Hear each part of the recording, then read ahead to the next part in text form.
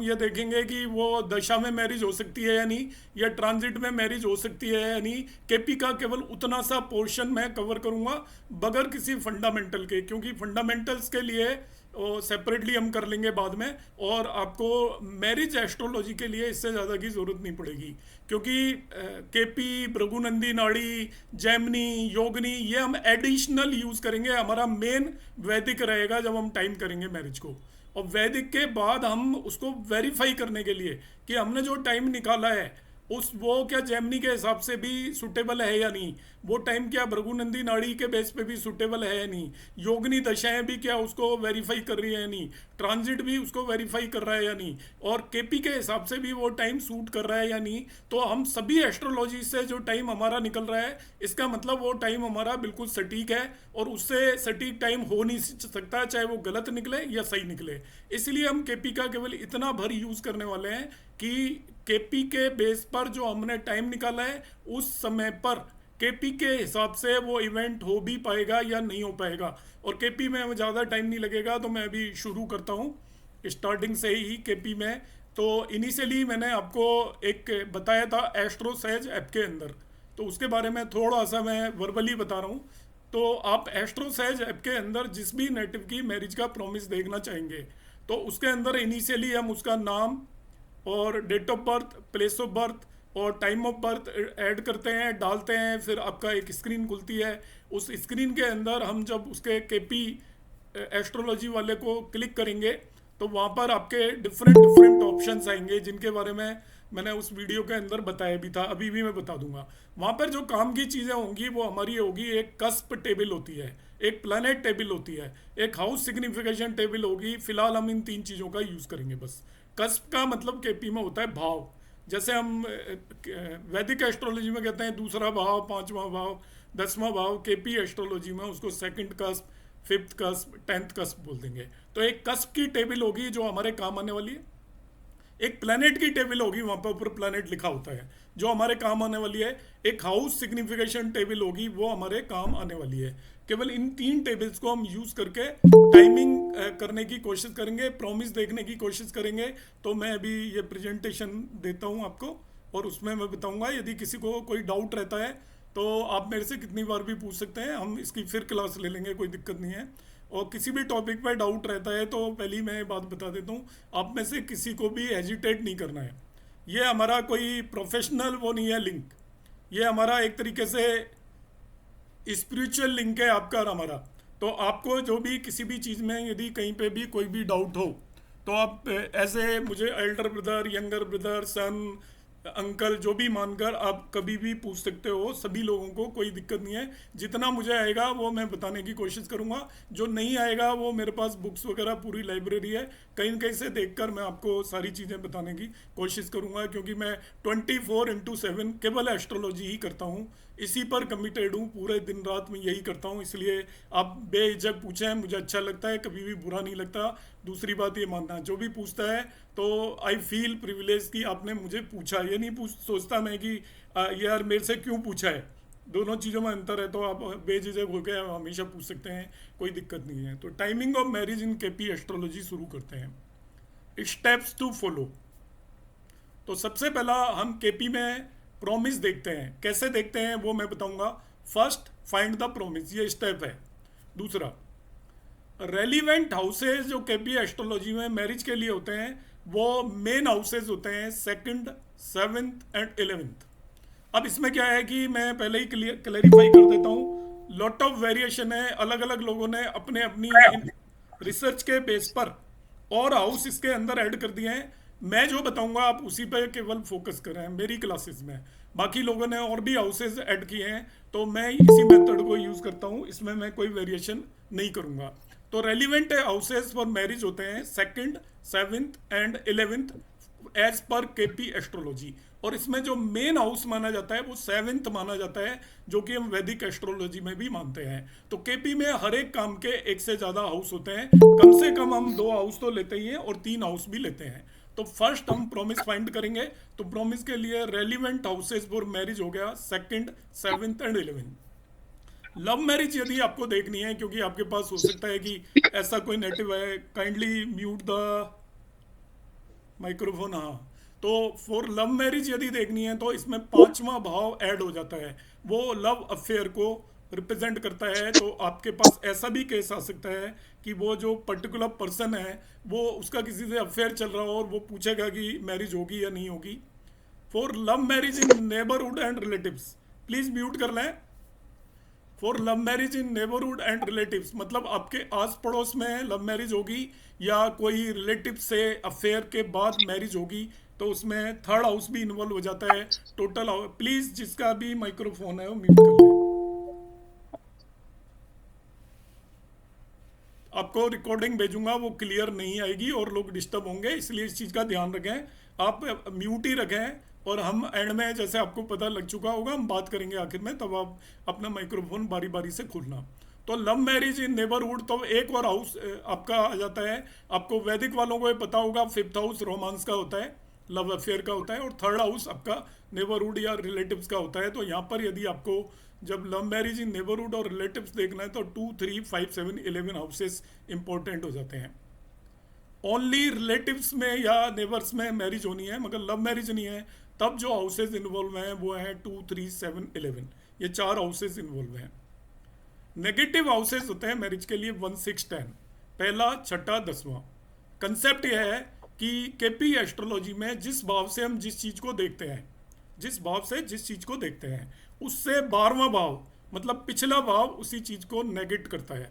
जैसे हम मैरिज के लिए देख रहे हैं, दूसरा भाव, 7वां भाव, 11वां भाव, तो उससे 12वां भाव कौन सा हो जाएगा? दूसरे से 12वां पहला हो जाएगा, 7वें से 12वां छठा हो जाएगा, 11वें से 12वां 10वां भाव हो जाएगा।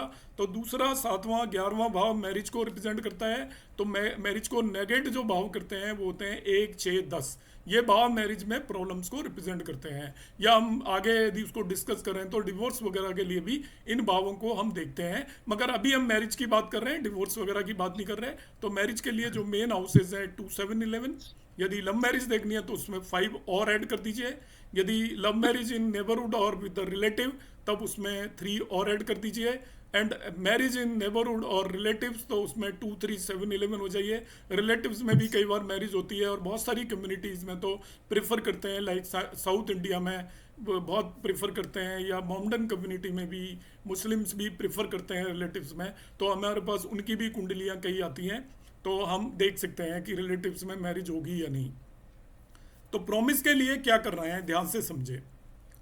अर्लियर मैंने, सर प्लीज़ रिक्वेस्ट मैं कर रहा हूँ, जिसका भी माइक्रोफोन ऑन है वो उसे म्यूट कर लें।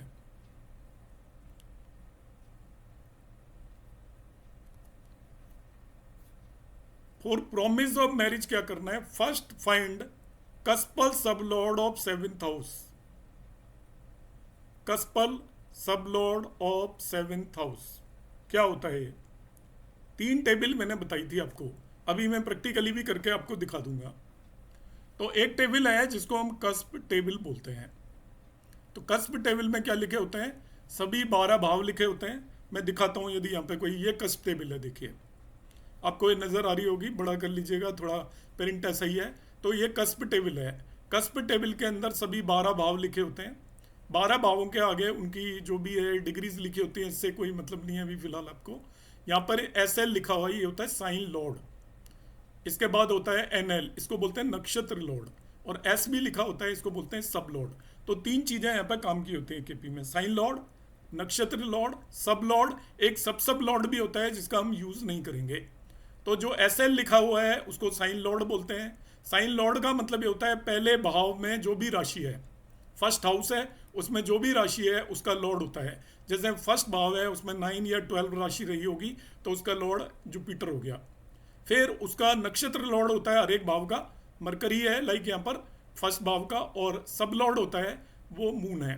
तो हमको जो लेना होता है जिस भी भाव से रिलेटेड आपको काम देखना है। अब जैसे मैरिज देखनी है तो मैरिज का मेन हाउस 7th हाउस है, मुख्य भाव 7वां भाव है। तो एक कस्प वाली टेबल में आप 7वां भाव पकड़ लोगे, 7 लिखा हुआ है, और इसके आगे जहाँ पे सब लॉर्ड लिखा हुआ है SB उसे नोट करेंगे बस। जैसे सब लॉर्ड SB, इसका सूर्य है, सन है, तो 7th हाउस का कस्पल सब लॉर्ड बोलेंगे इसको CSL। CSL का मतलब होगा कस्पल सब लॉर्ड। तो 7th हाउस का कस्पल सब लॉर्ड आपको केवल लेना है। तो पहला स्टेप टाइम मैरिज देखने के लिए क्या करना है आपको कि ये कस्प वाली टेबल उठा लेनी है। आप जब भी किसी भी मोबाइल ऐप के अंदर जाएंगे आपको ये मिल जाएगी, यदि कोई आप सॉफ्टवेयर यूज़ करेंगे वो भी मिल जाएगी, मगर मेरी टाइमिंग ऑफ मैरिज के लिए आपको किसी सॉफ्टवेयर की ज़रूरत नहीं है। आप एस्ट्रो सेज या कुंडली या ज्योतिष ऐप, कोई सा भी ऐप यूज़ कर लीजिए, उन सभी में ये अवेलेबल होगी कस्प टेबल। तो पहला काम यह है मैरिज के लिए, क्योंकि हम मैरिज की टाइमिंग कर रहे हैं, ये 7 जो लिखा हुआ है उसके आगे आप इसका केवल सब लॉर्ड एस बी जहाँ लिखा हुआ है वो पिक कर लीजिए, सूर्य, बस इसे नोट करना है। This is called 7th CSL। तो step number 1 is very simple, आपको 7th CSL पता करना है। 7th CSL यहाँ पे सन हो गया, वो आपको पता करना है। तो यहाँ पे लिखा है first find CSL of 7th house. ये हाउस सिग्निफिकेशन टेबल नहीं है, एक कस्प टेबल है। तो 7th हाउस का आपने CSL नोट कर लिया। कस्प वाली टेबल से केवल एक इंफॉर्मेशन लेनी है कि आपको 7th हाउस का सब लॉर्ड कौन है, उसे हम 7th CSL बोलेंगे, वो आपने नोट कर लिया अपनी जगह पे। इसके बाद इस टेबल का काम आपका खत्म हो गया।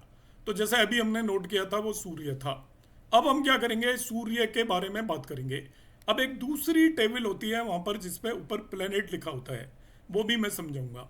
तो दूसरी टेबल का हम कैसे यूज करेंगे, देखिए प्लेनेट जहाँ पे लिखा होता है वो टेबल में दिखाता हूँ। ये आपको यहाँ पर एक टेबल नजर आ रही होगी, इसमें प्लेनेट लिखा हुआ है ऊपर, प्लैनेट्स। इस टेबल को आप पिक कर लें, प्लेनेट जो लिखा हुआ है। अब इसमें जो आपका 7th CSL आपने सूर्य निकाला था पीछे, उस प्लेनेट को ध्यान में रख लें बस। और सूर्य यहाँ पे जो लिखा हुआ है उसे नोट कर देख लें। अब ये सूर्य लिखा हुआ है सन, आपको इस प्लेनेट वाली टेबल में उस जो 7th CSL आया था सन, उसका नक्षत्र लॉर्ड और सब लॉर्ड नोट करने हैं। जो 7th हाउस का CSL आया था इस टेबल के अंदर, उस प्लेनेट का आपको नक्षत्र लॉर्ड NL जैसे यहाँ पे सैटर्न है और सब लॉर्ड जुपिटर नोट करना है। ये 3 प्लेनेट आपके काम के हैं, बस इतना ही काम करना है आपको मैरिज के प्रॉमिस के अंदर इनिशियली KP एस्ट्रोलॉजी के लिए। सबसे पहले क्या करना है आपको, जो कस्प वाली टेबल है उसमें सभी भावों के आपको साइन लॉर्ड, नक्षत्र लॉर्ड और सब लॉर्ड दिए होते हैं। मैरिज के लिए 7वें भाव का सब लॉर्ड नोट किया, जैसे मैंने अभी आपके सामने नोट किया सन। इसके बाद उस टेबल को आप भूल जाइए। इसके बाद आप प्लेनेट वाली टेबल में जाइए, जो आपका कस्पल सब लॉर्ड सन आया था उसका नक्षत्र लॉर्ड और सब लॉर्ड नोट कर लें, सैटर्न एंड जुपिटर। ये 3 प्लेनेट काम के हो गए मेरे, सैटर्न एंड जुपिटर एंड सन। तो सन तो क्या था आपका 7th CSL, सैटर्न क्या है, उस CSL का नक्षत्र लॉर्ड है। CSL का जो 7th CSL आया कस्पल सब लॉर्ड, उसका नक्षत्र लॉर्ड सैटर्न हो गया और उसका सब लॉर्ड जुपिटर हो गया। तो इस पर्टिकुलर जो मैंने केस लिया हुआ है उसके अंदर मेरे काम के 3 प्लेनेट हो गए। एक तो हो गया आपका सन इज 7th CSL, फिर उसका नक्षत्र लॉर्ड सैटर्न और फिर उसका सब लॉर्ड जुपिटर, तीनों को नोट कर लिया। नोट करने के बाद एक दूसरी टेबल होगी जिसको हम प्लेनेट सिग्निफिकेशन टेबल बोलेंगे। ये तीसरी टेबल है हमारे काम की, इसको बोलते हैं प्लेनेट सिग्निफिकेशन टेबल। तो ये भी वहीं पे अवेलेबल हो जाएगी आपको। अब हम क्या करेंगे, जो 3 प्लेनेट आपने नोट किए थे, मैंने बार बार बोले याद हो गया होगा, सन 7th CSL था, फिर उसका नक्षत्र लॉर्ड सैटर्न था और उसका सब लॉर्ड जो अभी हमने यहाँ पर देखा था जुपिटर था। ये 3 प्लेनेट आपने नोट किए, सन, सैटर्न एंड जुपिटर। तो सन, सैटर्न एंड जुपिटर। तो यहाँ पे हर एक प्लेनेट के आगे हाउसेज लिखे हुए हैं। जैसे सन के आगे लिखा हुआ है 6, 11, 12, सैटर्न के आगे लिखा हुआ है 11, 12 और जुपिटर के आगे लिखा हुआ है A1, 5, 8, 10, 11। तो इन प्लैनेट्स के आगे जो भी हाउसेज लिखे हुए हैं इन्हें आप नोट कर लीजिए। इसी को हम KP स्क्रिप्ट बोलते हैं। कि आपको मैं फिर से ब्रीफली रिपीट कर रहा हूँ, 3 यहाँ पर मैंने टेबल्स यूज किए हैं केवल। सबसे पहला मैंने ये कस्प टेबल यूज़ किया है, इस पर्टिकुलर पर्सन की मुझे मैरिज देखनी थी। मैं इसको फिर से एक बार आपको सामने रिपीट करूंगा, देखना क्या है वो रिपीट करूंगा। सबसे पहले स्क्रिप्ट तैयार करना मैं आपको सिखा रहा हूँ। It is very simple. KP से आपको 1 ही मिनट लगेगी, 2 मिनट लगेंगी और आप एकदम से प्रॉमिस देख पाओगे। इससे ज़्यादा टाइम नहीं लगता, 1 गो में आप देख पाओगे। कि आपने यहाँ पे सबसे पहले देखा कस्प वाली टेबल उठाई, नंबर 1 स्टेप। फिर से मेरे 7th हाउस देखा, 7th हाउस के आगे जहाँ SB लिखा हुआ है, एस्ट्रो सेज ऐप की मैंने ये ली हुई है आपका स्क्रीनशॉट, उसमें सन आ गया, सन को मैंने नोट कर लिया। अब इस टेबल को कर दिया बंद। इसके बाद मैं अगली वाली टेबल पे गया। अब मैंने देखा प्लेनेट वाली टेबल। प्लेनेट वाली टेबल में जो कस्पल सबलॉर्ड सन आया था, उसका नक्षत्र लॉर्ड सैटर्न और जुपिटर दोनों नोट कर लिए। अब मेरे पास 3 प्लेनेट आ गए, sun, Saturn and Jupiter. Sun 7 CSL है, सैटर्न उसका नक्षत्र लॉर्ड है और जुपिटर उसका सब लॉर्ड है। अब मैं गया इसके बाद तीनों प्लेनेट आने के बाद, हर केस में 3 प्लेनेट होंगे, हो सकता है ये दोनों प्लेनेट कॉमन भी हों, ध्यान रखना, कॉमन भी हो सकता है, पर इन जनरल 3 प्लेनेट होंगे आपके। 3 चीज़ें आपको चाहिएंगी, उनमें कोई भी 2 सेम हो सकते हैं, तीनों भी सेम हो सकते हैं, मगर 3 चीज़ चाहिएंगी, 7 CSL, उसका नक्षत्र लॉर्ड और उसका सब लॉर्ड। अब हम क्या करेंगे, प्लेनेट सिग्निफिकेशन वाली टेबल में जाएंगे। तो हम ले लेंगे जो प्लेनेट आपने लिया था, सूर्य जैसे लिया था, वो किन किन हाउसेस को सिग्निफाई कर रहा है, ये हाउस सिग्निफाइड। तो सूर्य 6, 11, 12 हाउसेस को सिग्निफाई कर रहा है। जुपिटर किन किन हाउसेस को सिग्निफाई कर रहा है, और सैटर्न जो तीनों प्लेनेट आए थे वो किन किन हाउसेस को सिग्निफाई कर रहा है, उन प्लेनेट के आगे लिख लिया, उसको मैं इसकी स्क्रिप्ट बोलूंगा। अब मैं एक्सप्लेन करता हूं, देखिए मैंने क्या किया है यहाँ पर। अब आपको ये अच्छे से समझ में आएगा पूरा स्क्रिप्ट। मैंने बताया था कि मैरिज के लिए जो इंपॉर्टेंट हाउसेस हैं 2, 7, 11 है, और अलग अलग केसेस में जो होते हैं वो ऑलरेडी मैं बता चुका हूँ। प्रॉमिस के लिए मैं क्या देख रहा हूँ, पहले मुझे 7 CSL देखना है, 7th हाउस का सब लॉर्ड देखना है, जिसको हम 7th कस्पल सब लॉर्ड बोलते हैं, वो नोट कर लेना है। दूसरा स्टेप लिखा है, नाउ फाइंड नक्षत्र लॉर्ड एंड सब Lord of 7th house CSL using a planet table. जैसे मैंने अभी बताया था, सूर्य आया था, तो सूर्य के आगे जो प्लेनेट वाली टेबल है उसके अंदर मैंने सूर्य का नक्षत्र लॉर्ड और सब लॉर्ड नोट किया है। ये यहाँ पे SL लिखा हुआ है, आप इसे सब लॉर्ड पढ़ेंगे, ध्यान रखना, वहाँ पे S भी है, सब लॉर्ड।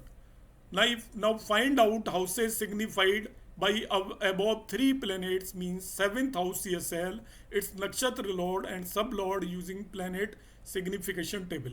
तो अब आप क्या करेंगे, तीनों प्लैनेट्स किन किन हाउसेस को सिग्निफाई कर रहे हैं वो हम नोट कर लेंगे यूजिंग हाउस सिग्निफिकेशन टेबल। ये देखिए मैंने यहाँ पे स्क्रिप्ट तैयार कर दी है इनकी, आपके सामने दिखा रहा हूँ मैं। फिर से लिख रहा हूँ मैं, first find CSL of 7th house, then उसका CSL का नक्षत्र लॉर्ड एंड सब लॉर्ड ले लीजिए 7th हाउस का। नाउ फाइंड आउट हाउस से सिग्निफाइड बाय देम। तो 7th हाउस CSL अभी आपके सामने मैंने निकाला था सन, तो सन लिखा है देखिए। इसके बाद मैंने उसका नक्षत्र लॉर्ड ऑफ सन लिखा है, वो सैटर्न है, और फिर सब लॉर्ड ऑफ सन लिखा है, वो जुपिटर है, आपके सामने सामने है। 7th हाउस का CSL सन आया था, और उसका नक्षत्र लॉर्ड अभी मैंने आपको बता ही दिया था, सैटर्न आया था, और उसका जो सब लॉर्ड है सन का, वो जुपिटर आया था। तो ये 3 प्लेनेट हो गए। अब प्लेनेट सिग्निफिकेशन टेबल से जो अभी मैंने आपके सामने समझाया था, सन के आगे जो हाउसेज आ रहे हैं वो आ रहे हैं 6, 11, 12, ये तीनों लिख दिए मैंने। सैटर्न के आगे जो हाउसेज आ रहे हैं 11, 12 वो लिख दिए।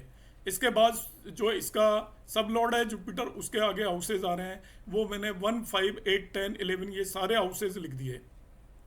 तो 7 CSL के हाउस आगे मेरे पास, उसके नक्षत्र लॉर्ड के हाउस आगे मेरे पास, और इसके बाद उसके सब लॉर्ड के हाउस आगे मेरे पास। ये तो है आपका मैकेनिकल प्रोसेस, आपने कुछ नहीं करना इसमें।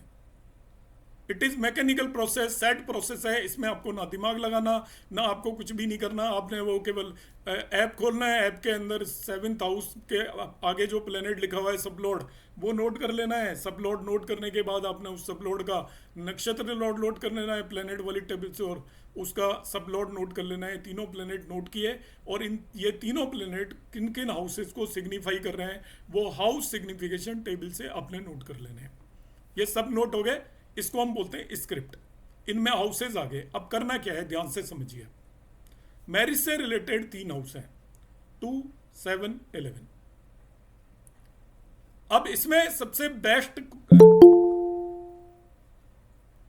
कॉम्बिनेशन ये होगा कि ये जो 3 चीजें आई हैं, इन तीनों में 2, 7, 11 में से एटलीस्ट एक भाव जरूर होना चाहिए स्क्रिप्ट में। जो 7 CSL आया उसमें भी एक भाव कम से कम होना चाहिए उन तीनों में से। तीनों में से कोई भी एक भाव है तो काम चल जाएगा, एक से ज़्यादा है तो बहुत बेटर है, मगर एक भी यदि आ रहा है तीनों में से तो भी काम चल जाएगा। जैसे देखिए इसमें सन में 2, 7, 11 में से 11 आ रहा है। अब उसके नक्षत्र लॉर्ड में देखेंगे तो 11, 12 आ रहा है, तो यहाँ भी 11 आ रहा है। फिर उसके हम सब लॉर्ड के अंदर देखेंगे तो यहाँ पे 1, 5, 10, 11 आ रहा है। तो मैरिज से रिलेटेड 11 हाउस आ रहा है, और लव मैरिज से रिलेटेड यदि आप देखेंगे तो 5 हाउस आ रहा है। तो अब हम क्या करेंगे, इन तीनों के अंदर यदि 2, 7, 11 में से कोई भी एक भाव आ रहा है, एक से ज्यादा भाव आ रहा है तो वो बेटर है, it is a good promise. मगर तीनों में एक भी भाव आ रहा है 2 7 11 में से, तब आप कहेंगे कि यहाँ पर मैरिज का प्रॉमिस है। इस अभी जो मैं वर्ड बोल रहा हूँ उसको ध्यान से सुनेंगे कि तीनों में 2 7 11 में से कोई भी एक भाव आ जाता है इस स्क्रिप्ट में। आपके पास तीन प्लेनेट होंगे हमेशा, वो सेम भी हो सकते हैं इनमें से, मगर तीन चीज़ें होंगी। 7 CSL होगा, उसका नक्षत्र लॉर्ड होगा, उसका सब लॉर्ड होगा।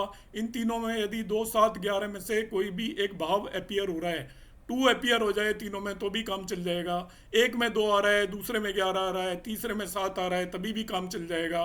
तीनों में 11 आ रहा है तभी भी काम चल जाएगा। मतलब उन तीनों में से कोई भी एक भाव सेम भी हो सकता है, तीनों में अलग भी हो सकते हैं, एक से ज़्यादा भी हो सकते हैं, मगर तीनों में एटलीस्ट तीनों में से एक भाव यदि अपियर हो रहा है, तब आप कहेंगे कि इस नेटिव की कुंडली के अंदर प्रॉमिस है मैरिज का। मगर ऐसा होगा बहुत केसेस में कि तीनों में से एक या दो में एक भी भाव अपियर नहीं हो रहा होगा। कि सपोज जैसे यहाँ पे 11 अपियर हो रहा है और नक्षत्र लॉर्ड में ना 2 आ रहा है, ना 7 आ रहा है, ना 11 आ रहा है, जस्ट फॉर एग्जाम्पल, और ही कोई भाव आ रहे हैं, मगर फिर सब लॉर्ड के अंदर आ रहा है। अब देखिए तीन में से यदि एक जगह भी वो नहीं आ रहा है, नक्षत्र लॉर्ड में भी नहीं आ रहा है, तो आपकी मैरिज के अंदर प्रॉमिस में कमी हो गई। डिनाइल नहीं है मैरिज, प्रॉमिस अभी भी है, बट वो रिलेटिवली वीक प्रॉमिस हो गया। अब यदि वो केवल इसके CSL में आ रहा है, ना ही तो नक्षत्र लॉर्ड में उनमें से कोई भाव आ रहा, ना ही सब लॉर्ड में आ रहा है, तो अब और मान लीजिए कि मैरिज होना और डिफिकल्ट हो गया, it is little more difficult. और तीनों में ही यदि इनमें से कोई भी भाव नहीं आ रहे हैं, 2 7 11 तीनों में ही नहीं आ रहे हैं, यहाँ पर 7th हाउस CSL में, नक्षत्र लॉर्ड में और सब लॉर्ड में किसी में भी 2 7 11 नहीं आ रहे हैं, तो एज पर केपी एस्ट्रोलॉजी उस कुंडली के अंदर मैरिज का प्रॉमिस नहीं है। यहाँ पर बहुत सारे लोग अब उसमें मॉडिफाई कर करके 5वें भाव को भी इन्वॉल्व कर देते हैं, कोई 9th को भी इन्वॉल्व कर देता है, मगर मैं आपको बिल्कुल बेसिक कंसेप्ट बता रहा हूँ। इसके बाद उसमें मॉडिफिकेशन लोग अपने हिसाब से करते रहते हैं, मैं उस चीज़ को नहीं कर रहा क्योंकि केपी प्रोफेशनल हम यहाँ पे नहीं कर रहे हैं, मैं बेसिक केपी बता रहा हूँ। और हमें केवल बेसिक यूज़ करना है क्योंकि हम इसको वेरीफाई करने के लिए केवल यूज़ करेंगे। हम ना तो केपी से टाइम निकालेंगे, ना केपी का और कुछ यूज़ करेंगे। हम केवल यहाँ पर इतना यूज़ करेंगे कि हमने जो टाइम निकाला है वो केपी उसको एक्चुअली सर्टिफाई कर रही है या नहीं कर रही, एश्योर करेंगे, जिसे हम बोलते हैं एश्योर करना। तो इसमें हम प्रॉमिस देखने के लिए मैं फिर से पूरा सेंटेंस रिपीट कर देता हूँ। आपको प्रॉमिस देखने के लिए सबसे पहले आपको 3 टेबल्स की जरूरत है केवल केपी। उसमें एक टेबल होगी जिसपे ऊपर कस्प लिखा होता है, एक टेबल होगी जिसपे प्लैनेट लिखा होता है, एक टेबल होती है जिसमें प्लैनेट सिग्निफिकेशन लिखा होता है, बस दैट्स ऑल। तो हम सबसे पहले क्या करेंगे, कस्प वाली टेबल में 7वें भाव पर जाएंगे, उसका सब लॉर्ड ले लेंगे, उसको 7 CSL बोलेंगे, this the most important planet. अब 7 CSL जो लिया, प्लैनेट वाली टेबल में जाएंगे, वो सन का नक्षत्र लॉर्ड और उसका सब लॉर्ड ले लेंगे, तो हमारे पास 3 प्लैनेट आ जाएंगे। एक 7 CSL, जो 7 CSL है उसका नक्षत्र लॉर्ड और उसका सब लॉर्ड। फिर जो भी आपका प्लैनेट सिग्निफिकेशन टेबल के अंदर जाएंगे, ये किन किन भावों को सिग्निफाई कर रहे हैं ये नोट कर लिया, और इन तीनों में जो जो भाव आ रहे हैं वो आपने नोट कर लिए। यदि मैरिज से रिलेटेड भाव तीनों के अंदर आ रहे हैं तो देयर इज 100% प्रॉमिस, मैरिज होगी ही होगी। यदि नेगेटिव हाउसेज आ रहे हैं तभी भी मैरिज हो जाएगी विद डिफिकल्टी। 3 में से यदि 2 में आ रहे हैं तो प्रॉमिस उतना ही रिड्यूस हो गया, ये मान कर चलिए 100% प्रॉमिस नहीं है, मगर मैरिज हो जाएगी फिर भी डिफिकल्टी के साथ। एक ही में आ रहा है तो वो थोड़ा डिफिकल्ट हो जाएगा, मगर अभी भी हम उससे डिनाइल ऑफ मैरिज नहीं कहेंगे, प्रॉमिस इज देयर। और कहीं भी नहीं आ रहा तीनों में से, तो एज पर केपी एस्ट्रोलॉजी ये प्रॉमिस नहीं है। तो केपी एस्ट्रोलॉजी में ये एक एडवांटेज है कि आप वैदिक एस्ट्रोलॉजी में प्रॉमिस ढूंढना बड़ा डिफिकल्ट है, अलग अलग लोगों का अलग अलग असेसमेंट है और उसमें कोई सेट फार्मूला नहीं है। मगर यहाँ पे अभी एक सेट फार्मूला आ गया आपके इन तीनों प्लेनेट के आगे। यदि कोई भी मैरिज से रिलेटेड भाव आ रहा है तो अब हम कह देंगे प्रॉमिस इज देयर, और कोई भी भाव नहीं आ रहा तो कोई भी प्रॉमिस नहीं है। तो this the first part of the timing of marriage using KP astrology, कि हम प्रॉमिस किस तरीके से देखेंगे। तो promise is this much only. तो यहाँ पे मैं ऑलरेडी क्लैरिफाई कर चुका हूँ कि बाद में क्वेश्चंस आएंगे कि इसमें आ गया उसमें आ गया। मैं ऑलरेडी बता चुका हूँ कि तीनों में से किसी एक में भी यदि मैरिज से रिलेटेड भाव आ जाता है, प्रॉमिस इज देयर मगर वो रिड्यूस हो गया, समझ लीजिए आप पूरा प्रॉमिस नहीं है, डिफिकल्टी हो सकती है, डिले हो सकती है, पर मैरिज फिर भी होने के चांस हैं। तीन में से दो में है तो थोड़ा और बेटर चांस है, और तीनों में है तो मैरिज होगी होगी, चाहे डिफिकल्टी के बाद हो, 100% प्रॉमिस कहलाएगा। अब भाव कौन कौन से लेंगे? एक साथ यदि तीनों में अलग अलग भी आ रहे हैं 2 7 11 में से तभी भी प्रॉमिस है, तीनों में सेम आ रहे हैं तभी भी प्रॉमिस है, किसी में 2 आ रहा है किसी में 7 आ रहा है तभी भी प्रॉमिस है। तो इस तरीके के आप क्वेश्चन नहीं लेके आएंगे कि इसमें 2 आ गया उसमें 7 आ गया। मैं ऑलरेडी सभी जो क्वेश्चन रेज होते हैं उनका आंसर मैंने करने की कोशिश की है। आप पूछ फिर भी सकते हैं, पर मेरा बताने का पर्पज़ ये है कि आप अभी उसको ध्यान से सुनेंगे बेटर रहेगा। तो प्रॉमिस इज दिस मच। अब मैं बात करूंगा इसमें सेकंड पार्ट की। इसके प्रॉमिस देख लिया, अब दशा फॉर मैरिज हम कैसे देखेंगे। तो केपी से आप दशा तो वैदिक से निकालोगे ही, वैदिक वाले को मैं वेरीफाई करने का तरीका देख रहा हूँ बस केपी एस्ट्रोलॉजी से। We are using that much only कि जो हमारा टाइमिंग ऑफ मैरिज का जो बेसिक कंसेप्ट है it is based on the Vedic astrology. Vedic astrology से हमने टाइम निकाला, मगर जो पाया गया है कि उससे टाइम सटीक नहीं बैठता। तो जो मेरी रिसर्च है या जो मेरा जो भी वर्क है इस पर, वो यही है कि उसको मैं और एश्योर करता जाऊं, और सभी एस्ट्रोलॉजी के कंपोनेंट से जो टाइम निकल कर आ रहा है वो मैं उसको वेरीफाई करूं। तो एस्ट्रोलॉजी के हिसाब से वही बेस्ट टाइम होगा, उससे बेटर टाइम हो नहीं सकता। यदि वो सही है या गलत जो भी हमने निकाला है, पर एज ए एस्ट्रोलॉजर हम उससे बेटर टाइम नहीं निकाल सकते। That is the main thing. तो अब देखिए दशा क्या है। इस नेटिव की अभी करंटली वीनस की दशा चल रही है। अब मैं देखना चाहता हूं कि इस नेटिव की वीनस की दशा के अंदर मैरिज होगी या नहीं होगी। प्रॉमिस देखना मैंने बताया। अब जब जिस टाइम पर आप इसको चेक करना चाह रहे हो कि इसकी किस दशा के अंदर मैरिज होगी, तो उसको देखने का तरीका बता रहा हूं मैं कि वीनस की दशा के अंदर मैरिज होगी या नहीं होगी, ये वेरीफाई करना है। तो it is again very simple. इसकी शुक्र की महादशा चल रही है, तो केपी एस्ट्रोलॉजी में हम महादशा में भी देखेंगे। इसके बाद जो अंतरदशा है वो भी उसको सेटिस्फाई करनी चाहिए। प्रत्यांतर दशा तक कम से कम हमें देखना है, और भी एक्यूरेट टाइम करना है तो सूक्ष्म दशा तक भी आप देखेंगे तो बिल्कुल एक्यूरेट टाइम करने में हम कैपेबल हो पाएंगे यूजिंग केपी एस्ट्रोलॉजी। कि नेटिव जब ये आया, जब इसको मैरिज करनी है तब वीनस की दशा थी, तो वीनस की दशा पे क्या इसकी मैरिज हो सकती है कि नहीं। तो देखिए वीनस की स्क्रिप्ट तैयार करेंगे हम। वीनस की स्क्रिप्ट कैसे तैयार करनी है ध्यान से देखिए। ये वही प्लेनेट वाली टेबल में चले जाना है आपको। जिसकी भी दशा चल रही है, जिसकी भी अंतरदशा चल रही है, जिसकी भी प्रत्यांतर दशा चल रही है, उसकी स्क्रिप्ट तैयार करने का ये तरीका है। मैंने हाउस की स्क्रिप्ट अभी तैयार करवा दी थी 7वें भाव की, जिसको हमने प्रॉमिस के लिए यूज़ किया था। उसमें 7 CSL यूज़ किया था हमने। मगर जब प्लेनेट की दशा की हम स्क्रिप्ट तैयार करेंगे तो भाव से कोई लेना देना नहीं है अभी। तो 7th अभी आपकी वीनस की इस नेटिव की दशा चल रही है, तो वीनस को मैंने उठाया इसके अंदर, और वीनस का मैंने ले लिया सब लॉर्ड और नक्षत्र लॉर्ड। जैसे राहु और सैटर्न आ रहे हैं, तो 3 प्लेनेट काम के हो गए वीनस की दशा में। एक तो खुद वीनस जिसकी दशा है, एक उसका नक्षत्र लॉर्ड लेंगे, और एक उसका सब लॉर्ड लेंगे। आपको अंतरदशा में भी इसी तरीके से स्क्रिप्ट बनानी है कि इसके अंदर जो भी अंतरदशा होगी, उस अंतरदशा जिसकी चल रही है उस प्लेनेट को लेंगे, उसका नक्षत्र लॉर्ड लेंगे, उसका सब लॉर्ड लेंगे। ये 3 प्लेनेट हमारे काम के हैं। तो अब मैं इस नेटिव की देखना चाहता हूँ कि इसकी वीनस की दशा के अंदर मैरिज होगी या नहीं होगी। तो शुक्र की दशा में होगी या नहीं होगी, तो मैंने शुक्र एक प्लेनेट ले लिया, उसका नक्षत्र लॉर्ड सैटर्न ले लिया, और उसका सब लॉर्ड राहु ले लिया। और ये जो प्लेनेट सिग्निफिकेशन जो टेबल है उसमें फिर वही काम करूंगा जो पहले किया था। मैंने शुक्र लिया, उसके अंदर जो भाव आ रहे हैं वो नोट कर लिए 3 8 11 12। इसका फिर हमारा देखिए शुक्र का नक्षत्र लॉर्ड सैटर्न था, उसके अंदर भाव आ रहे हैं 11 12, और उसका सब लॉर्ड राहु था, तो राहु के अंदर भाव आ रहे हैं 6 12। तो ये तीनों मैंने नोट कर लिए, और यहाँ पर मैंने उसकी जो दशा चल रही है उसकी स्क्रिप्ट देखिए आपके सामने तैयार कर दी। कि प्लेनेट था वीनस, उसके अंदर 3 8 11 12 आ रहा है, उसका जो नक्षत्र लॉर्ड सैटर्न था उसके अंदर 11 12 आ रहा है, और सब लॉर्ड राहु है उसके अंदर 6 और 12 आ रहा है। अब क्या ये दशा मैरिज करा देगी क्या?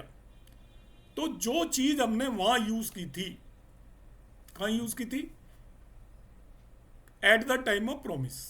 मैंने कहा था वहाँ पे भी 3 प्लैनेट आ रहे थे आपके, एक CSL आ रहा था, एक उसका नक्षत्र लॉर्ड आ रहा था, एक सब लॉर्ड आ रहा था। यहाँ भी 3 प्लैनेट आ रहे हैं। एक प्लैनेट वो आ रहा है जिसकी की दशा चल रही है, एक उसका आपका नक्षत्र लॉर्ड आ रहा है, एक उसका सब लॉर्ड आ रहा है। 3 प्लैनेट काम के हैं। उनकी मैंने हाउसेज लिखे जिन्हें वो सिग्निफाई कर रहे हैं 3, 8, 11, 12। ये जिन हाउसेज को सिग्निफाई कर रहा है वो 11, 12।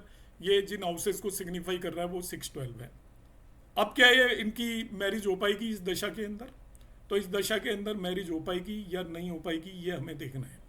तो इसके लिए हमें क्या करना है, वही कंसेप्ट लगाना है कि यहाँ पर हम देख रहे हैं, देखिए प्लेनेट लेवल पे तो 11 आ रहा है, उसके नक्षत्र लॉर्ड लेवल पर 11 आ रहा है, मगर सब लॉर्ड लेवल पर 11, 2, 7, 11 में से कोई भी नहीं आ रहा।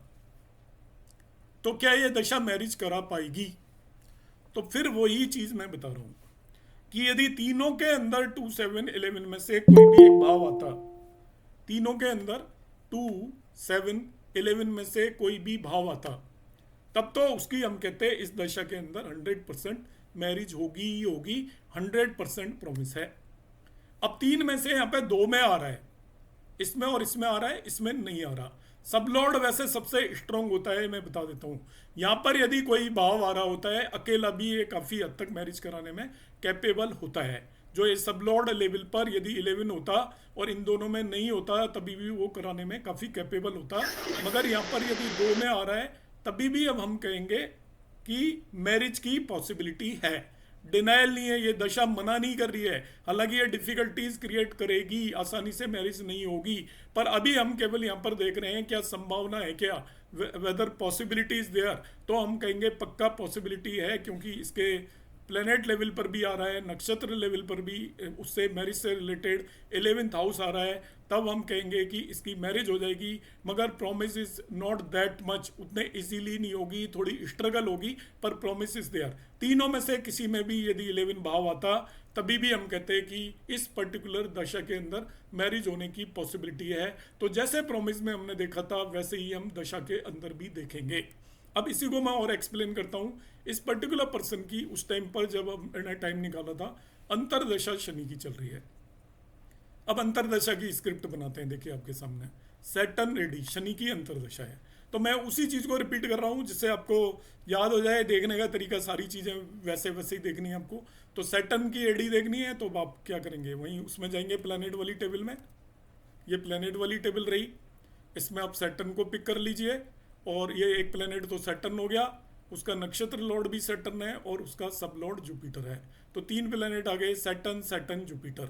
अब हम सैटर्न, सैटर्न, जुपिटर की स्क्रिप्ट तैयार करेंगे। तो सैटर्न देखा यहाँ पर वो 11 और 12 को रिप्रेजेंट कर रहा है, जुपिटर 1, 5, 8, 10, 11 को रिप्रेजेंट कर रहा है। तो देखिए यहाँ पर मैंने अंतरदशा के लिए स्क्रिप्ट तैयार की आपके सामने। सैटर्न में प्लैनेट सैटर्न है, ये लिखा हुआ है, इसका नक्षत्र लॉर्ड सैटर्न है और उसका सब लॉर्ड जुपिटर है। तो यहाँ पे तीनों के अंदर 11 हाउस आ रहा है और जो सब लॉर्ड के अंदर 5 हाउस आ रहा है। तो तीनों यहाँ पर प्रॉमिस दे रहे हैं सैटर्न की अंतरदशा में। तीनों के अंदर एक ना एक भाव मैरिज से रिलेटेड आ रहा है। इसका सैटर्न की अंतरदशा भी इस मैरिज को यस कर रही है, मतलब ये इसको डिनाई नहीं कर रही, इसमें कोई भी तरीके की प्रॉब्लम क्रिएट नहीं कर रही। तो इस तरीके से हम इन तीनों चीज़ों को देख सकते हैं। प्रत्यांतर दशा को भी इस तरीके से हम देख सकते हैं। तो अभी जो मैंने आपको एक्सप्लेन किया है, अभी मैं ट्रांजिट भी यहाँ पर बताऊँगा, इसको थोड़ा सा ब्रीफ में मैं रिपीट कर देता हूँ, क्योंकि आप में से बहुत सारे लोगों ने केपी शायद ही पहली बार यहाँ पे आज की क्लास में देख रहे होंगे, तो उन्हें टर्म भी प्रॉब्लम क्रिएट कर रही होंगी, नक्षत्र लॉर्ड, सब लॉर्ड वगैरह। तो मैं फिर से रिपीट कर रहा हूँ इन ब्रीफ कि केपी एस्ट्रोलॉजी के अंदर प्रॉमिस और टाइम देखना और वेरीफाई करना तो बहुत ही ज़्यादा ईजी है। हमारा जो तरीका होगा वो मैं केपी के तरीके से नहीं कर रहा, मैं वैदिक के तरीके से आपको दशाएं वगैरह बताऊंगा कमिंग क्लासेस में। तो हम वैदिक से निकाल लेंगे टाइम पूरा कि इस टाइम पर मैरिज होगी, सारे सूत्र लगाकर। इसके बाद हम यूज़ करेंगे जेमिनी, फिर योगनी और केपी एस्ट्रोलॉजी यूज़ करेंगे। और हमारी कोशिश होगी कि ये सब अलग अलग उस पर्टिकुलर टाइम को वेरीफाई करके दें, इनके हिसाब से भी उस पर्टिकुलर टाइम पर मैरिज होनी चाहिए। तो हमारा ये एश्योर हो जाएगा कि भाई इस पर्टिकुलर टाइम पर सभी टेक्निक्स मैरिज को वो कर रही हैं, आपकी ओके कर रही हैं, इसका मतलब मैरिज अब होनी ही होनी है। तब हम क्या करेंगे, हमारे को ये पता होगा उस टाइम पर वैदिक एस्ट्रोलॉजी के हिसाब से वही दशाएं केपी में लगती हैं। कि इस पर्टिकुलर दशा में मैरिज होने वाली है। तब हम केपी पर आए, केपी पर आए तो पहला हमारा स्टेप होगा एस्ट्रोसेज ऐप को हम खोलेंगे। जो केपी जानते हैं उनकी तो बात ही नहीं है, मैं उनकी बात कर रहा हूँ जिन्हें बिल्कुल केपी नहीं आती। तो एस्ट्रोसेज ऐप जनरली सब लोग यूज़ करते हैं, इसलिए मैंने उसे पिक किया है। मैं एस्ट्रोसेज नहीं यूज़ करता, मैं कुंडली या ज्योतिष ऐप यूज़ करता हूँ, वो ज़्यादा बेटर लगता है मुझे। पर आप एस्ट्रोसेज ज़्यादातर लोग यूज़ करते हैं, उसमें आप केपी में जाएंगे। 3 टेबल काम किए हैं, कस्प, प्लैनेट और हाउस सिग्निफिकेशन। मैरिज के लिए कस्प वाली टेबल में जाकर 7th जहाँ पे लिखा हुआ है उसके सब लॉर्ड को नोट कर लेंगे। That is called 7th CSL, कस्पल सब लॉर्ड नंबर 1। अब जो वो प्लेनेट आ गया बस उसे पकड़ लीजिए, उस टेबल का उतना ही यूज़ है। फिर हम प्लेनेट वाली टेबल में जाएंगे, उसका यूज़ हर बार करना है। तो जो 7th हाउस का जो CSL आया, प्लेनेट आया, तो प्लेनेट वाली टेबल में उसका हम नक्षत्र लॉर्ड और सब लॉर्ड नोट कर लेंगे। 3 प्लेनेट हमारे काम के हुए। 3 प्लेनेट काम के होने के बाद हम उसके प्लेनेट सिग्निफिकेशन टेबल एक होती है, ये यहाँ पर प्लेनेट सिग्निफिकेशन टेबल है, उसके अंदर वो जो भी 3 प्लेनेट आपके आए वो किन किन हाउसेस को सिग्निफाई कर रहे हैं वो नोट कर लिया। अब उन तीनों प्लेनेट में, क्योंकि 3 प्लेनेट होंगे हर जगह यहाँ पर, क्योंकि एक तो आपने प्लेनेट लेना है, उसका नक्षत्र लॉर्ड लेना है, सब लॉर्ड लेना है, तो 3 प्लेनेट होंगे ही होंगे स्क्रिप्ट में। अब तीनों प्लेनेट में यदि मैरिज से रिलेटेड कोई भी हाउस अपीयर हो रहा है तो प्रॉमिस हो गया 100%। दशा में भी यदि अपीयर हो रहा है तो वो दशा उसको पास कर रही है, अंतर दशा में भी अपीयर हो रहा है तो वो पास कर रही है। तीनों में नहीं अपीयर होगा, आप ज़्यादातर केसेस में देखोगे नहीं होगा तीनों में, किसी में 2 में ही होगा, किसी में 1 में ही होगा। 2 में हो रहा है तभी भी हम उसको कहेंगे मैरिज होगी, मगर उसके अंदर उतनी स्मूथली नहीं होगी, उतनी आसानी से नहीं होगी, सम डिफ़िकल्टीज भी होगी। 1 में है तभी भी पॉसिबिलिटीज़ देयर काफ़ी कम हो जाएगी, हालांकि पॉसिबिलिटीज़ देयर, पर एज ए प्रॉमिस हम उसको डिनायल नहीं बोलेंगे। मगर तीनों में ही नहीं है, अब तीनों में ही नहीं है तो फिर एज पर केपी रूल हम उसको कहेंगे कि केपी के हिसाब से उसके अंदर प्रॉमिस नहीं है। केपी में एक इशू सबसे बड़ा ये रेज होता है, इसलिए मैं उस पर स्टिक नहीं करता और मैं रिलाई नहीं करता। मतलब मैं किसी को ये नहीं कह रहा कि जो रिलाई करते हैं या केपी प्रैक्टिस करते हैं वो करें। केपी में सबसे बड़ा इशू है जो टाइमिंग, यदि आपका 5-10-1 मिनट का डिफरेंस है, 10-1 मिनट का डिफरेंस है, तो ये जो स्क्रिप्ट बनेगी वो सही नहीं बन पाएगी। अब स्क्रिप्ट सही नहीं बनेगी, कई बार 4-5 मिनट या 3 मिनट में भी बदल जाती है स्क्रिप्ट। तो स्क्रिप्ट यदि सही नहीं है तो वो केपी पूरी आपकी बेकार है, फिर उसका कोई यूज़ नहीं है, जो भी हम कर रहे हैं उसका कोई फ़ायदा नहीं है, क्योंकि सब लॉर्ड गलत आ जाएगा और सब लॉर्ड गलत आ गया तो वो आपका पूरा का पूरा खेल खराब है। इसलिए अब उसमें या तो आप बर्थ टाइम रेक्टिफिकेशन करो हर एक केस में, और बर्थ टाइम रेक्टिफिकेशन के बारे में मतलब आई एम नॉट कन्विंस जो भी मेथड यूज़ होते हैं या क्यों किया जाता है वो मुझे समझ में नहीं आया और मुझे आज तक कोई समझा भी नहीं पाया। तो इसलिए मैं उस पर ज़्यादा वो कर नहीं रहा, पर मैं उसको वो भी नहीं कर रहा है कॉन्ट्राडिक्ट। जो लोग जो कर रहे हैं वो करें और उनको जो भी कन्विंस है वो करें। पर यहाँ पर केपी के हिसाब से मैं डायरेक्टली टाइम नहीं निकाल रहा, इसको वेरीफाई करने के लिए यूज़ कर रहा हूँ मैं, कि यदि आपकी कुंडली के अंदर इसके केपी के हिसाब से भी जो आपने टाइम निकाला प्रॉमिस भी नज़र आ रहा है, आपका दशा भी यदि उसको सर्टिफाई कर रही है। सर्टिफाई करने का तरीका मैंने बता दिया, 3 प्लेनेट आएंगे हर जगह पे, उन प्लेनेटों में जो भी भाव आ रहे हैं, यदि मैरिज से रिलेटेड भाव किसी एक में भी आ गया तो आप उसे डिनायल नहीं करेंगे। अब मैं इसका लास्ट पार्ट बता देता हूँ, दैट इज द इसमें ट्रांजिट कैसे चेक करते हैं सिंपल वे में। How to apply transit, steps to follow. वैसे ट्रांजिट के भी कई कॉम्बिनेशन है, आप सब दशा, अंतरदशा, प्रत्यांतर दशा, सूक्ष्म दशा और प्राण दशा सभी प्लेनेट का ट्रांजिट भी चेक कर सकते हो। पर यहाँ पे हमें मोटा मोटा केवल 2 ही ट्रांजिट चेक करना है। एक तो to know year of marriage, किस साल शादी होगी उस नेटिव की। तो स्क्रिप्ट बनाना अब आप सीख चुके हो, अब आपको ये बड़ा इजी लगेगा। आप देखिए जुपिटर कहाँ ट्रांजिट कर रहा है, जैसे अभी 2 साइन में ट्रांजिट कर रहा है, जुपिटर ट्रांजिट कर रहा है। जुपिटर को देखना है अपने, जुपिटर से आपको ईयर पता चल जाएगा कि जुपिटर अभी जहाँ पे ट्रांजिट कर रहा है उस पर्टिकुलर ईयर में, क्योंकि जुपिटर 1 साल तक ट्रांजिट कर रहा है तो ईयर वो नहीं है 2023-24। यहाँ पे ईयर का मतलब है जुपिटर 1 साल जिस भी राशि में रहता है उस साल में मैरिज होगी कि नहीं। तो आपको क्या करना है, जुपिटर जिस भी राशि में ट्रांजिट कर रहे हैं उसका साइन लॉर्ड ले लीजिए। अब जैसे अभी जुपिटर 2 साइन में ट्रांजिट कर रहे हैं तो जुपिटर के लिए मैं चेक करूंगा तो उसका साइन लॉर्ड हो गया वीनस, शुक्र। अब शुक्र की स्क्रिप्ट तैयार करिए जैसे मैंने अभी सिखाया था। शुक्र ले लो, उसका नक्षत्र लॉर्ड ले लो और उसका सब लॉर्ड ले लो, ये तीनों ले लेंगे। तो आपको क्या नोट करना है, it is very simple thing कि गुरु जुपिटर किस राशि के अंदर करंटली ट्रांजिट कर रहा है। अब हमें पता है वो 1 साल तक उसी राशि में ट्रांजिट करेगा, 2 साइन में। तो उसकी स्क्रिप्ट आपको रटी होती है बहुत सारे लोगों को, क्योंकि जुपिटर जब हम एस्ट्रोलॉजी करेंगे तो हमें जुपिटर सैटर्न तो याद होना ही चाहिए, वरना एस्ट्रोलॉजर क्या हुए। तो उसकी स्क्रिप्ट भी याद होगी यदि आप केपी यूज़ कर रहे हो तो, कि भाई जुपिटर एट प्रेजेंट 2 साइन के अंदर कर रहा है, तो जुपिटर का साइन लॉर्ड तो ऑब्वियसली बाकी चीज़ें बदल जाएंगी, मगर उसका साइन लॉर्ड तो वीनस ही होगा। अब वीनस के आपको उसके अंदर आपको नक्षत्र लॉर्ड और सब लॉर्ड अलग अलग कुंडलियों में अलग अलग होंगे, वो आप नोट कर लेंगे जैसे अभी मैंने बताया था प्लेनेट वाली टेबल से, और वो किन किन भावों को सिग्निफाई कर रहे हैं। यदि उन तीनों में जुपिटर का जैसे यहाँ पे साइन लॉर्ड वीनस है, उसका नक्षत्र लॉर्ड और सब लॉर्ड लिया, उन तीनों में फिर से वो मैरिज से रिलेटेड भाव आ रहे हैं 2, 7, 11। देखने का तरीका वही होगा, मैरिज से रिलेटेड भाव आ गए तीनों में तो हम कह देंगे भाई अब मैरिज हो जाएगी, ये ट्रांजिट उसको जस्टिफाई कर रहा है। और यदि नहीं आ रहे भाव तीनों में ही तो ट्रांजिट डिनाइल कर रहा है, तीनों में नहीं आ रहे तो ट्रांजिट डिनाइल कर रहा है। तो डिनाइल कर रहा है तो क्या करें, तब आपको देखना पड़ेगा कि जुपिटर जब अपना साइन चेंज करेगा 3 साइन में जाएगा, तब उसका 3 साइन में जाएगा तो उसकी स्क्रिप्ट बनाएंगे, क्योंकि साइन लॉर्ड अब कौन हो जाएगा जुपिटर जहाँ पे है, वो हो जाएगा मरकरी। तो मरकरी लेंगे, उसका नक्षत्र लॉर्ड और सब लॉर्ड लेंगे और देखेंगे कि उसमें मैरिज से रिलेटेड भाव आ रहे हैं तो हम कहेंगे कि करंट ट्रांजिट में तो मैरिज नहीं होगी, मगर जब जुपिटर 3 साइन के अंदर एंटर होगा तब मैरिज होने की पॉसिबिलिटी होगी। एक और चीज देखते हैं इसमें, मंथ ऑफ मैरिज।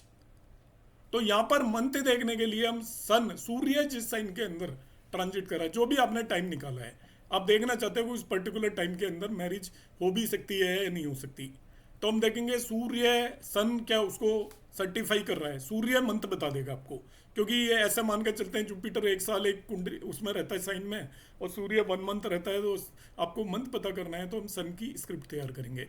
तो यहाँ पर सन की भी स्क्रिप्ट तैयार करना अब आपको आसानी से आ जाना चाहिए, जिसकी भी करनी है प्लेनेट वाली टेबल में जाओ, उसका नक्षत्र लॉर्ड लो, उसका सब लॉर्ड लो।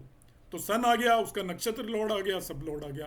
प्लेनेट सिग्निफिकेशन वाली टेबल में वो किन किन भावों को सिग्निफाई कर रहा है वो भाव नोट कर लो। अब वो भावों के अंदर यहाँ पे भी वही करना है, सन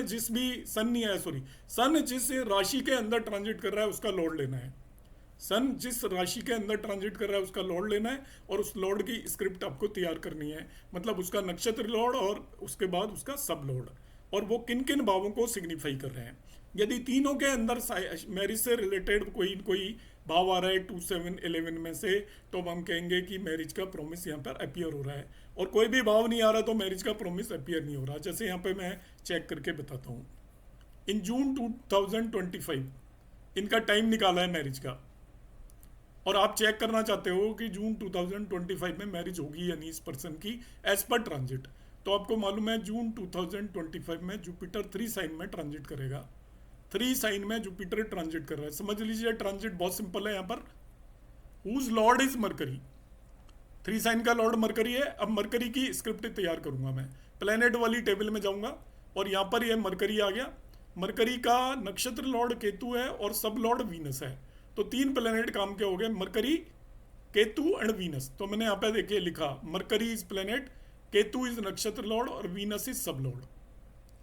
तो यहाँ पे जब मरकरी की स्क्रिप्ट देखता हूँ इसमें हाउस सिग्निफिकेशन टेबल में, तो मरकरी क्या आ रहा है 1, 4, 7, 12, तो मैंने लिख दिया 1, 4, 7, 12।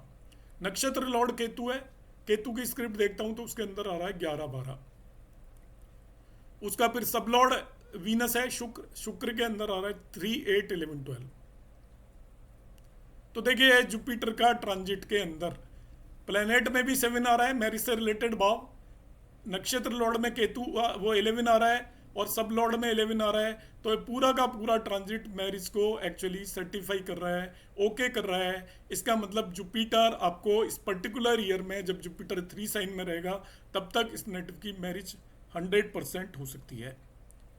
सो marriage is possible till Jupiter is जेमिनाइन।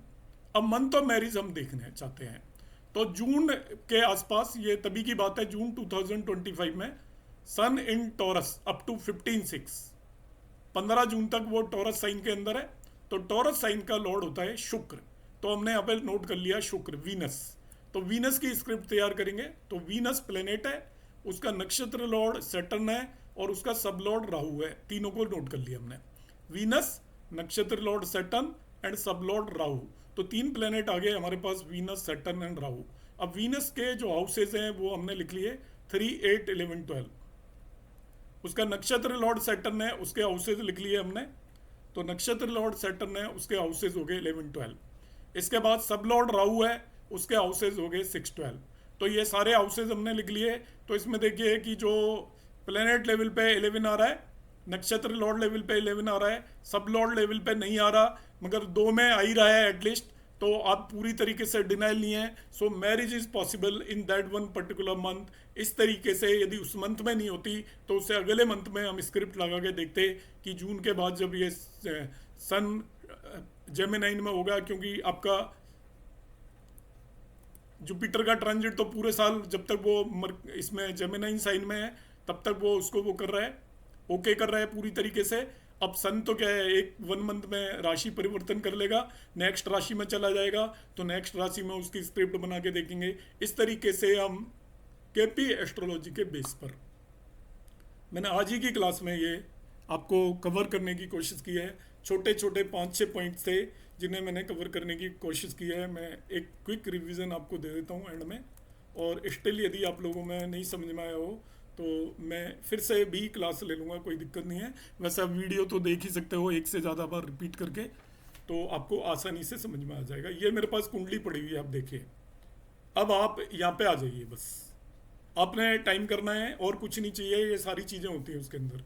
आपको थोड़ा ब्लर भी दिखाई दे रहा होगा तो कोई बात नहीं। अब सबसे पहला काम होता है यहाँ पर एक प्लेनेट सिग्निफिकेशन टेबल इस जगह पे मिसिंग है, ये रही। अब मुझे इस पर्टिकुलर पर्सन की मैरिज का प्रॉमिस देखना है, सब कुछ देखना है, तो मैं सबसे पहले इस टेबल को पकड़ूंगा ऐप में जाके।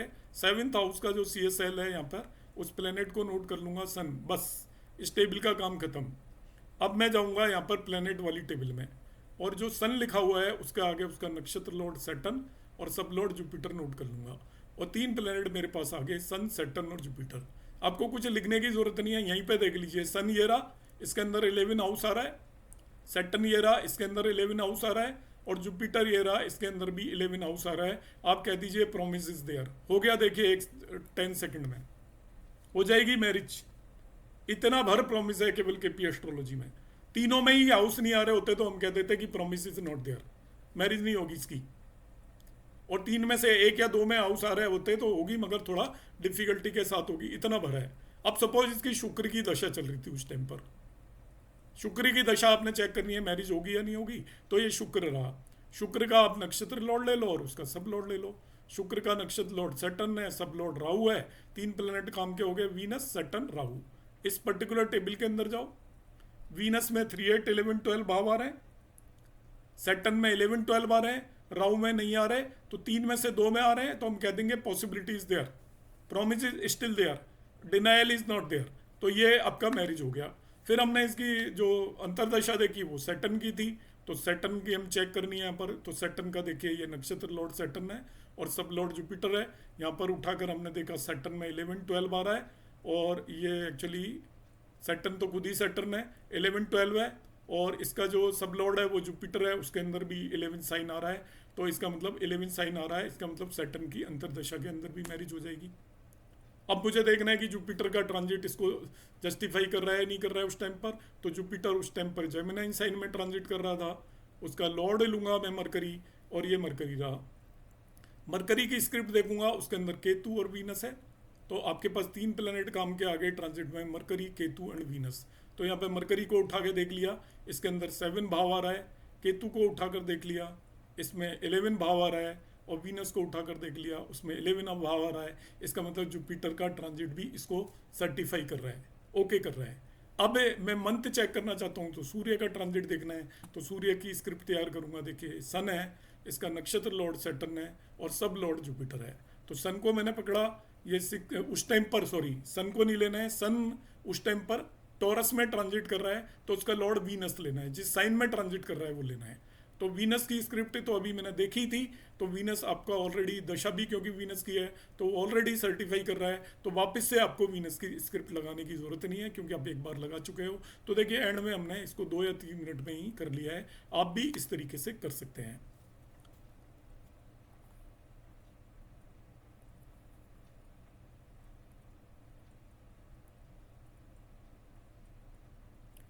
अब इसमें जो ओल्ड ज्वाइनीज हैं जिन्हें केपी आती है वो ना पूछें, और जो केवल न्यू वन है वो पूछ लें, क्योंकि केपी वालों से तो हम कई बार डिस्कस कर चुके हैं और बाद में भी कर लेंगे। जो बिल्कुल फ्रेशर्स हैं जो टाइमिंग ऑफ मैरिज वाले, वो प्लीज़ पहले क्वेश्चंस अपने पूछ लें, क्योंकि जो ऑलरेडी केपी कर चुके हैं या टाइमिंग ऑफ मैरिज का कोर्स कर चुके हैं वो बाद में कभी डिस्कस कर लेंगे हम। तो कोकिला मैम आप पूछिए।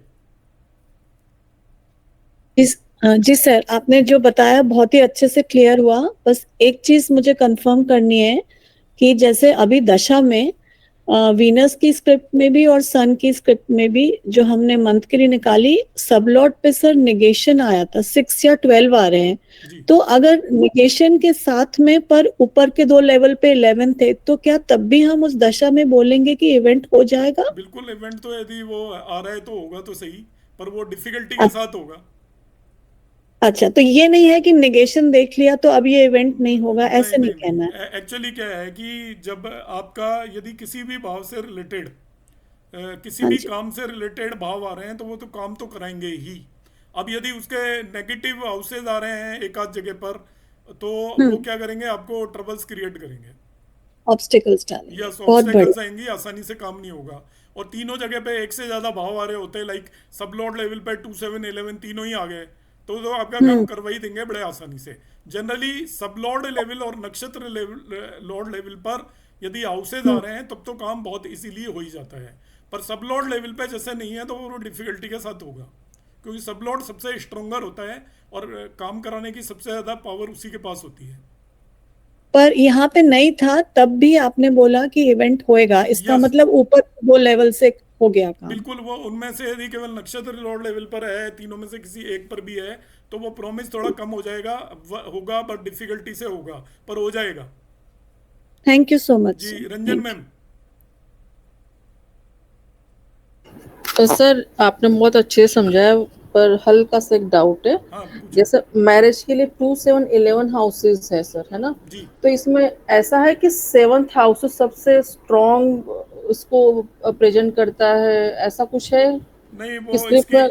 इसकी स्क्रिप्ट में ऐसा कुछ खास नहीं है। आप तीनों में से कोई भी हाउस हो जाएगा तो आपका वो इवेंट तो करा देगा। अब वो अच्छा, है मतलब कि 7 है तो ज़्यादा बेटर है, और उसके निटी ग्रिटीज हैं, पर हो जाएगा वो, उसमें कोई ऐसी दिक्कत नहीं आएगी। 7 है तो वो ज़्यादा बेटर माना जाता है, और एक से ज़्यादा हाउस हैं तो और ज़्यादा बेटर माना जाता है, कि एक में जी सर। 2 है और एक में 7 है तो दैट इज़ मोर बेटर। और जी तीनों मिल मिला के आ जाते हैं तो और ज़्यादा बेटर है। पर जी। मतलब मैं सिंपली जो बता रहा हूँ कि वो इवेंट की पॉसिबिलिटीज देयर। अब कितनी आसानी से इवेंट होगा, जब जैसे हम प्रॉमिस देख रहे हैं। अब प्रॉमिस तो मैरिज का ऑलमोस्ट हर एक की कुंडली में होता ही होता है। अब किसी की वो आसानी से हो जाती है और किसी की काफ़ी लेट होती है या काफ़ी डिफ़िकल्टीज के बाद होती है। रिश्ते टूटते हैं, बनते हैं, तो डिफ़िकल्टीज आएंगी, पर इन जनरल हम ऐसा कहेंगे कि वो चीज़ हो जाएगी। जी सर। जी जी, थैंक यू। जी। निधि मैम। सर नमस्ते सर, जी नमस्ते। बहुत मजा आ रहा है। सर मैंने साथ साथ में एक कुंडली के ऊपर ये अप्लाई किया, जैसे आप सिखा रहे थे जब भी रिपीटेशन कर रहे थे। जी जी तो सर ये इसका सीएसएल जुपिटर है, जी। तो उसका नक्षत्र लॉर्ड वीनस एंड सब लॉर्ड मून हो गया, हाँ और उसकी ना महादशा भी जुपिटर की चल रही है, जी। तो ये सेम आ गए। हाँ लेकिन अंतरदशा और प्रत्यंतर दशा सपोर्ट नहीं कर रही है। अच्छा। वहां पे मुझे 4 10 और 4 9 10 ऐसा दिख रहा है, लेकिन महादशा तो जैसे जुपिटर की चल रही है तो वो तो सेम ही हो गया, और वहां पे प्रॉमिस दिख रहा है मुझे। अगली अंतरदशा तो देखो मैडम। अंतर, जी सर। नेक्स्ट अंतरदशा देखो उसकी।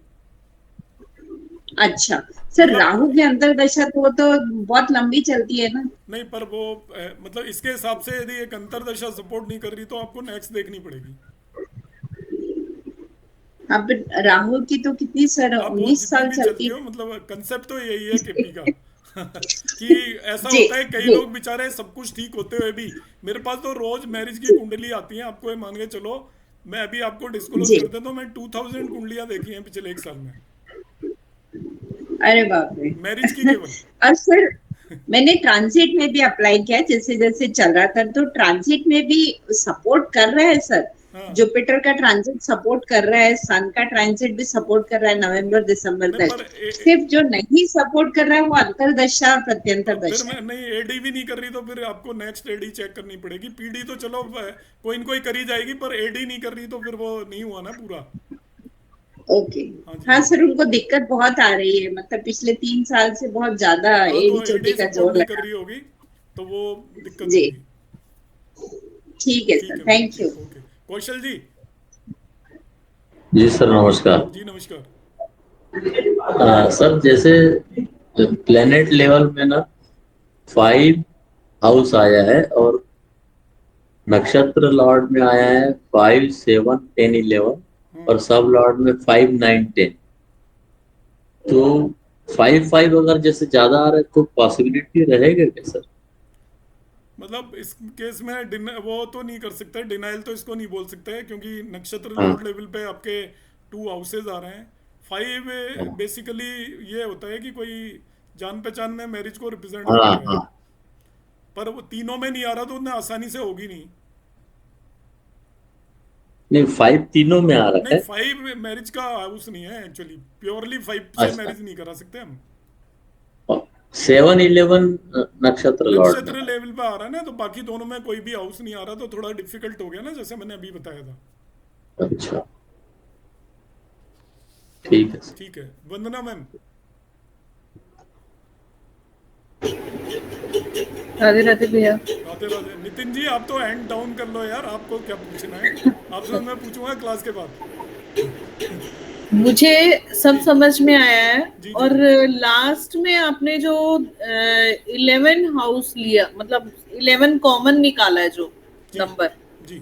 तो फिर आपने उसका लॉर्ड ले लिया, ये पूछना है।